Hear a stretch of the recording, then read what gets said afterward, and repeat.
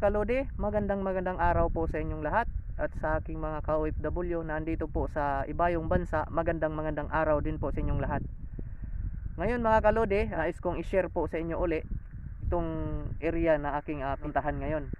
Itong areang ito mga kalodi, iba ito doon sa pinuntahan ko dati. Kung mapapansin nyo, yan sa aking likuran, mas makapal ang asin dito ikumpara doon sa dati kong pinuntahan. Kung makikita nyo mga kalodi, ayan, ang kapal ng asin sa areang ito. Yan.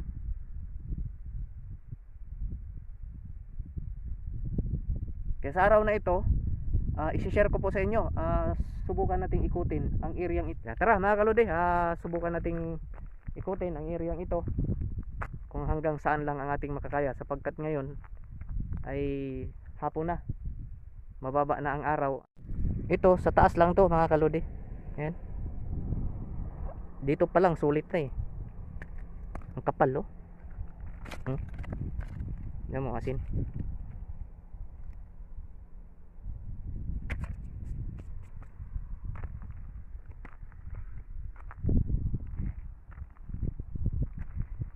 Tapos subukan nating puntahan yung area kung saan dahan-dahan ng natutunaw yung mga asin.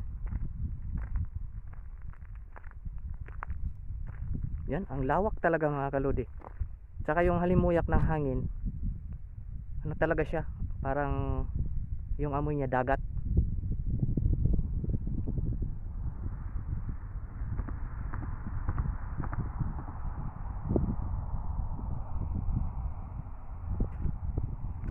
Yan, yung areang doon, yung sa gilid na yon, may napapansin ako na tubig.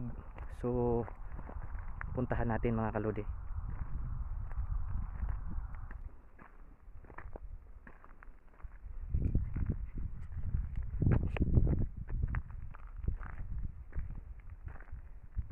Ang tindi ng lugar na to mga kalodi. Hindi mo akalain na sa lugar nito ay mayroong natural na asin, yung tinatawag natin na organic salt. Ito kasi asin ng kalikasan, so wala talagang halong chemical. Kasi yung kinuha ko dati doon sa kabilang area ng asinan, yun ang ginagamit din namin sa bahay. Talagang ito ay galing sa buong may kapal. Kumbaga walang imposible kung gugustuhin talaga ng nag-iisang Diyos.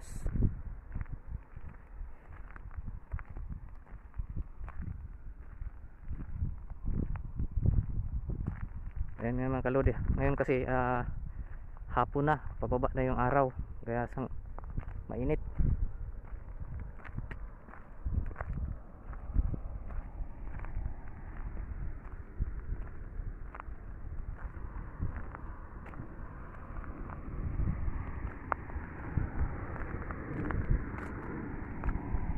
Mga kalodi oh, isipin nyo naman yan. Ito yung biak lang ito, sa taas lang ito oh.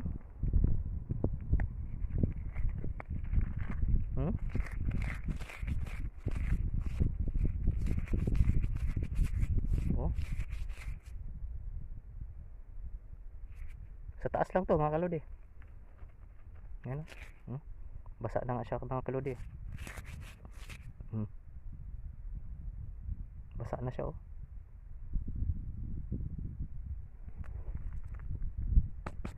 Yan yung pants.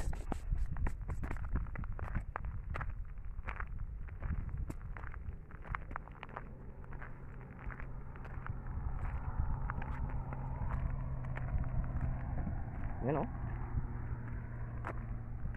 Umangat na yung mga asin mga kalodi.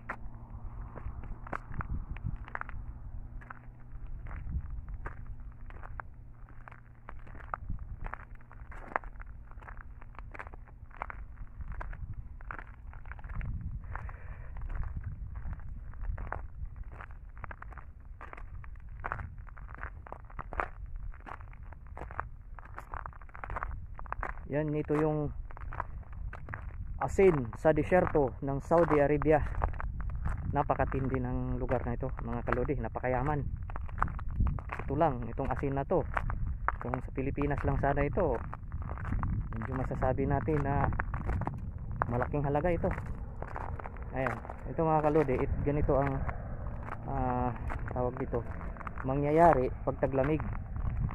Ayan o, yung papapansin ninyo. Uy, lumugod tayo. Ayan, yung asin nasa taas, yan, natutunaw na siya, tapos naging tubig o. Ayan, tubig mga kalodi o. Ayan o, tubig na siya, tapos yung asin ito, ayan o, natutunaw.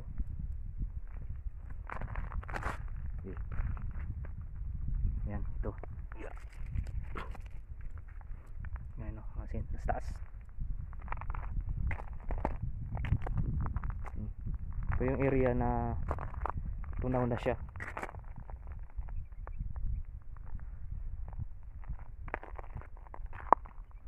Uy, abdi ng kamay ko mga kalodi. Asin. Saan tayo?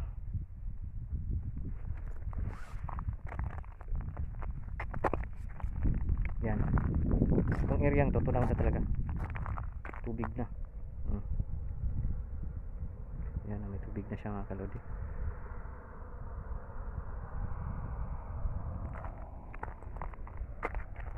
Ito banda, ito kung tutusin ang tubig na to mga kalodi, ayan, pwede pang timpla ito, maalat.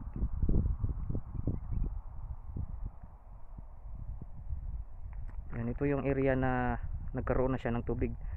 Ang sabi nila, hinihintay lang nito para siya ay magkaroon ng tubig at maging dagat, 1 o 2 ulan lang ang kinakailangan dito, tapos mapuno na itong area ito, tapos maging dagat na siya, naiipon yung tubig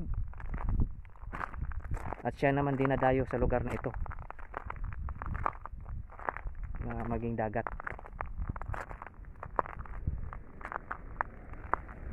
Yan o, uy, nakakatakot, baka lulubog.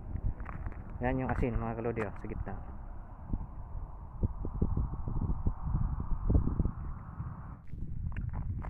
Yan mga kalodi o.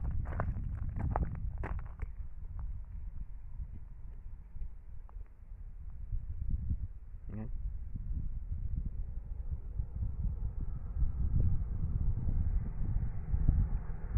Ito asin.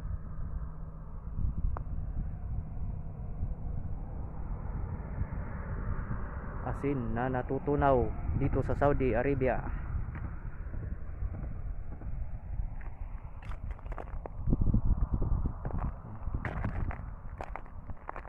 Yan mga kalodi.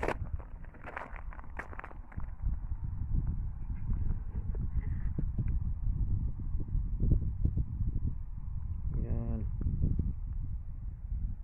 pag pupuntahan kasi natin yan kalodi, lulubog tayo dyan, malambot na kasi. Ito yung tubig.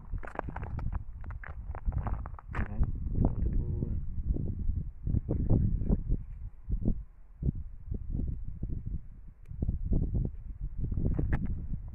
Ayan, subukan natin maglakad mga kalodi.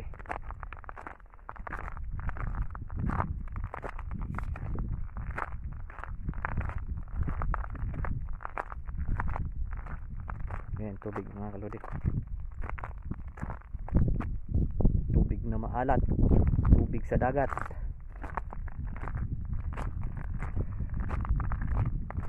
Ito yung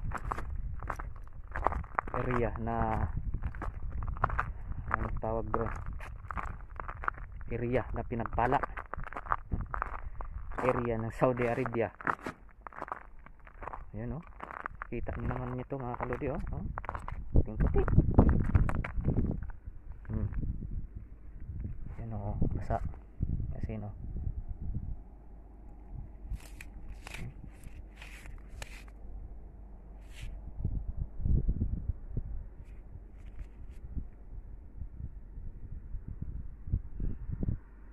Kaya kung sa Pinas lang sana to mga kalodi, malaking tulong to sa atin, lalo na sa bansa natin na ikahos, naghihirap. Dito hindi talaga nila pinapansin ang asin na ito. Ang kalimitan lang daw kumukuha rito yung mga kapwa natin ka-OFW, yung mga may alam dito, tsaka yung mga ibang lahi siyang nagkukonsumo. Minsan daw ay may nagdala ng isang truck para lang kumuha ng asin rito. Yan.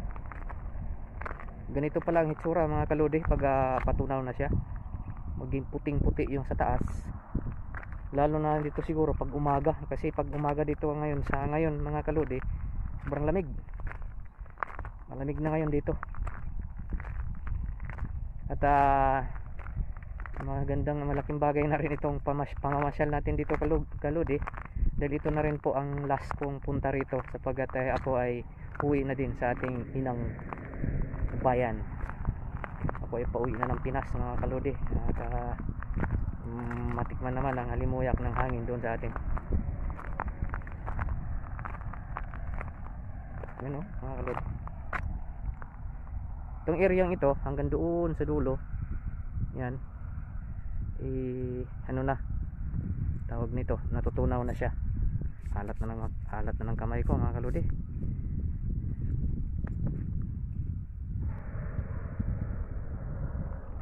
Yan, yung areang yan, yung may damo, yan, tubig na siya hanggang doon. Ang dito naman sa areang ito, naman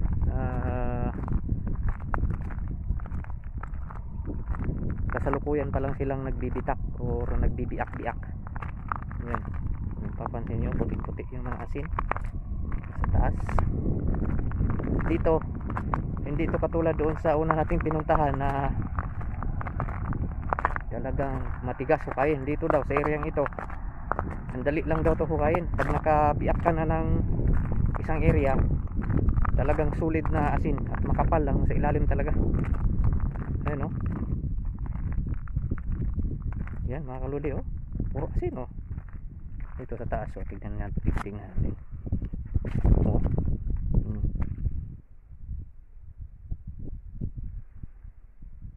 Yan mga kaludi oh. Ito tingnan nyo ito. Dami asin oh.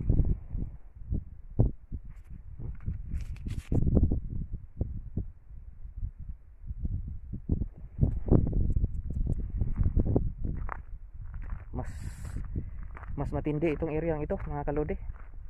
Sa lawak naman walang pinagkaiba sa lawak to doon sa kabila, itong areang ito. Pero kung pagdating sa produktong asin, siguro mas marami itong areang ito. Tansya ko lang. Napakaganda ng area mga kalodi. Iba talaga si God pag gumawa ng mga bagay. Hindi natin lubos hindi natin lubos maisip kung paanong nangyari, pero walang imposible sa kanya.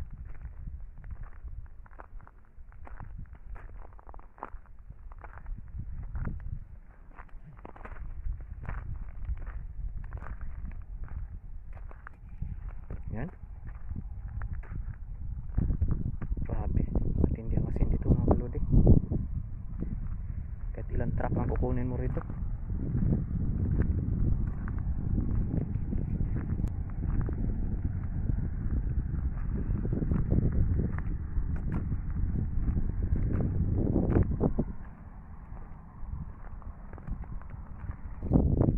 Sana may ganito rin sa atin sa Pinas. Kaso lang baka pag-aawayan lang mga kalodi, pag-agawan yung asin. Ito mapapansin nyo kalodi, yung biak niya bumagsak na. So parang ano na mga kalodi, parang gumagalaw na yung inaapakan ko. Tubig na yata ilalim. Yan o, nilulusaw, natutunaw na siya o. Lindahan ng natunaw mga asin na yan. Yan o, ibasa.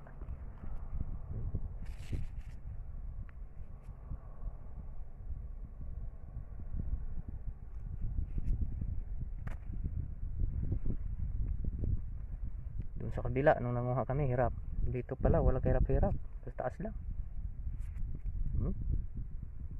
Mga kaludi, oh, puro asin.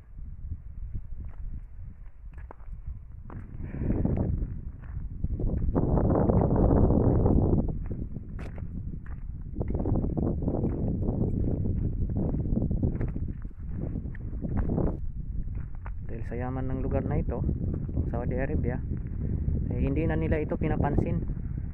Sana sa atin na lang ito, sana doon na lang sa bansa natin, para naman mayroon tayong matatawag na yaman ng lupa natin.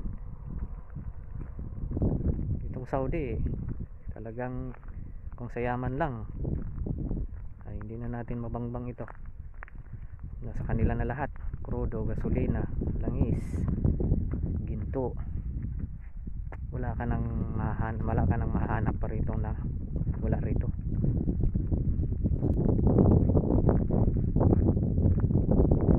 Sa naparito po sa bandang Al-Qasim, Unaysa, Saudi Arabia. Kung nais nyo po itong masaksihan, nandito lang po ito sa Unaysa, Al-Qasim, Saudi Arabia. Yung mga malapit-lapit rito na mga kababayan natin na nais pumasyal rito at gustong saksihan ang asinan ng Saudi, nandito lang sa Unaysa. Galing sa bayan ng Unaysa, siguro mga 20 o 25 minutes lang ang takbo ng ating service. Yan mga kaludi, oh. Yung bandang gitna, nakakatakot na maglakad dahil ano na parang kumunoy na siya, makalulubog tayo. Tapos itong areang ito, itong banda sa gilid ito, kasi highway na ito, itong kalsada na yan, yan yung araw mga kaludi, ang baba na. At yan, ditong areang ito kasalukuyan pa lang siyang nag crack. Yan,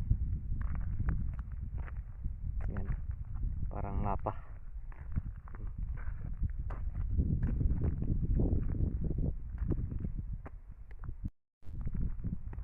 Yan, tara mga kalodi, hanap tayo ng pwede nating panghukayan. Kahit wala tayong pandalang panghukay pero hanap tayo ng area na ayun mga kalodi, may butas doon.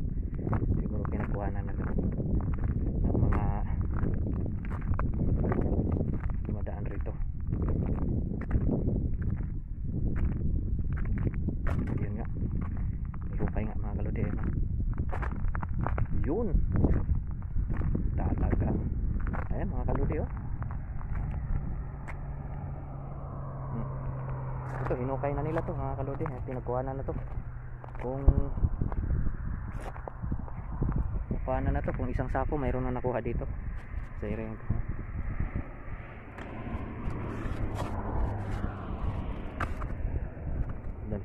Dalhin na natin ito mga kaludi, sa lubong natin, lubong Pinas.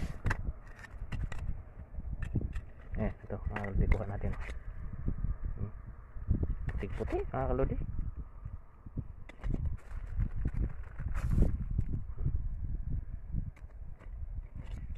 Dito walang kahirap-hirap manguha ng asin mga kaludi. Ito mga kaludi, oh. Okay, tigas mga kaludi. Yeah, tigas. Ito nakuha, walang kahirap-hirap, puting-puti, oh.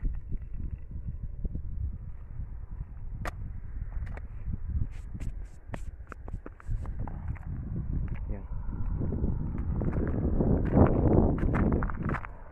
may nakita din akong may hukay doon mga kaludi.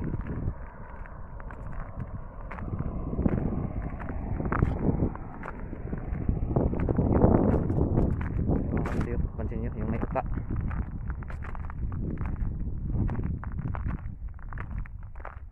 Ito inuka nila ito. Galing yung kapal ng asin, oh kaludi. Kapal. Yan, pansin nyo kaludi, kapal ng asin. Ito Ito yung pinanggalingan niya.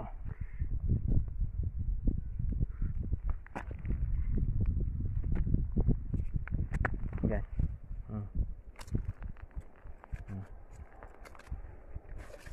Ilalim. Walang hirap-hirap yung mga nakasendo dito.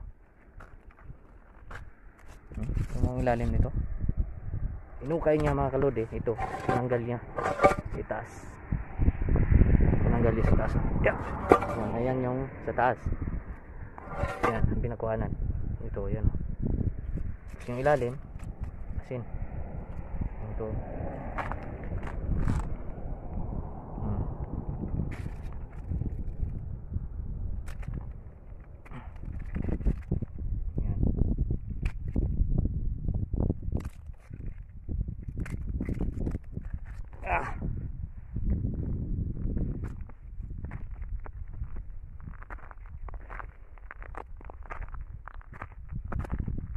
Kalode, medyo madilim na ang araw.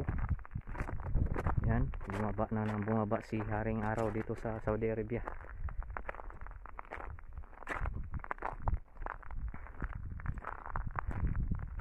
Yan mga kalode, kung nagustuhan nyo ang sinishare ko sa inyo ang video ito, paki-share na lang po, at sa mga bagong pasok po sa aking YouTube channel, huwag niyo pong kalimutan paki-like at paki-subscribe na lang din po, at paki-share kung nagustuhan niyo po ang video ito na i-share ko po sa inyo.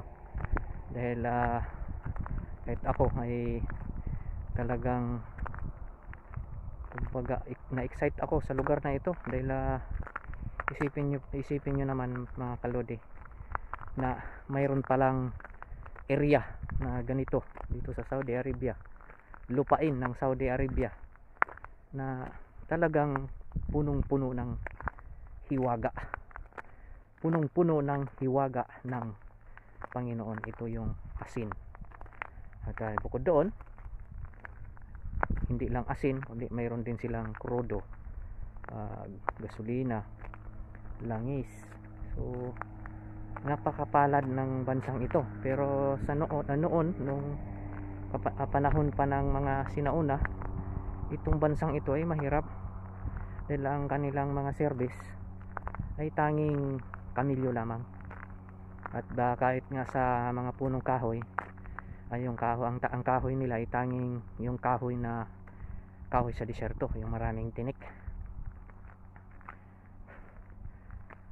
Kaya kung iisipin natin, lalo na sa mga baguhan rito pag panahon ng tag-init, para bang imposibleng may mabubuhay na tao, dahil pag tag-init dito napakatindi rin ng init. Hindi mo rin halos kakayanin kung wala kang aircon. Pero noon nakayanan ng mga sinaunang mga Saudi. Pero ngayon sa mga bagong tubo hindi na. Mayaman na sila ngayon mga kalode. Nagtatayugang mga bahay, malawak na lupain, halos lahat nasa kanila na. Kaya kumbaga sa unang panahon dito sa Saudi Arabia, kumbaga umiikot ang gulong. Hindi kasi, kumbaga hindi sa habang buhay na ang kahirapan sa bansa ay laging nasa kanila. Habang umiikot ang gulong, minsan nasa ilalim, minsan nasa taas. Ngayon sila naman ay nasa taas na. Kaya tayo namang gagaling sa bansa natin, ay alam naman nating mahirap din sa bansa natin. Ayan, dito tayo naghahanap buhay.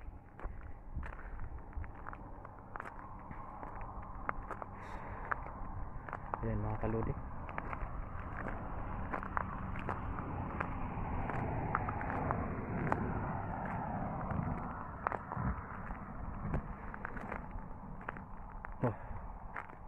Pagod din pala maglakad mga kalode.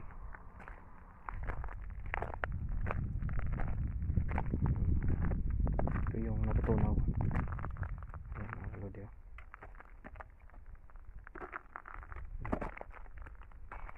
Tubig na siya. Ayan, umangat.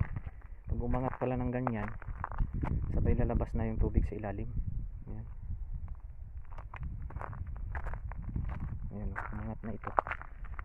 Umangat na pala ng ganito, sabay lalabas ng tubig.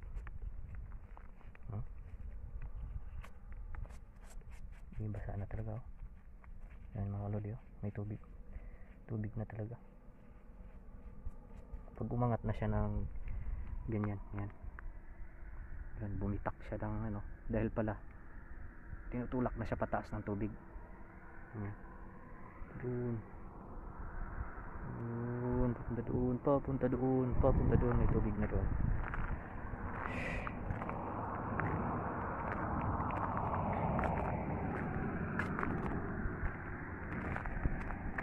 Yan, lawak mga kalodi. Ayan, oh. Isipin nyo naman yung area yan.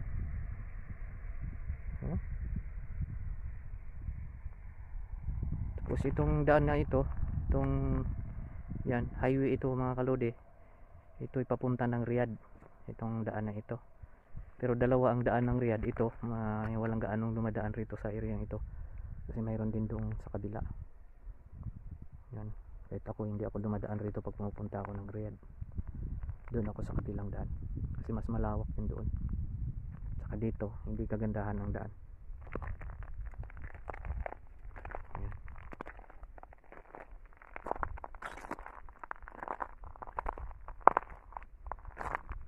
Lawak ng dagat. Kala mo dagat lang ang view mga kalodi, oh.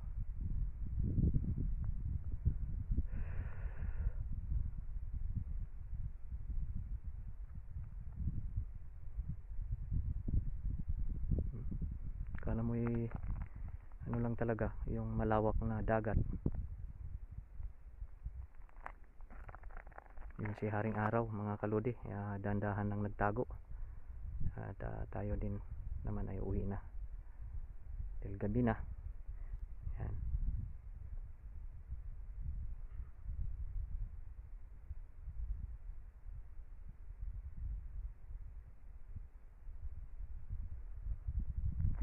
Yan ang mga damo mga kalodi, oh. Yung damo pala na yan pwede sa dagat kasi hindi sila namamatay sa alat mga kalodi.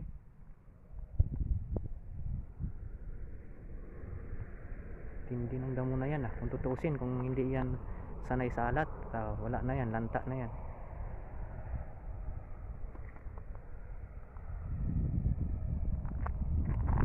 Tignan mga kalodi ang area to, iba doon sa area na pinuntahan natin noon, kasi yung pinuntahan natin noon may hagdanan yun, ito wala eh. Wala, hindi nilagyan ng hagdanan ito, nilagyan sa daan. Yan yung mga sasakyan.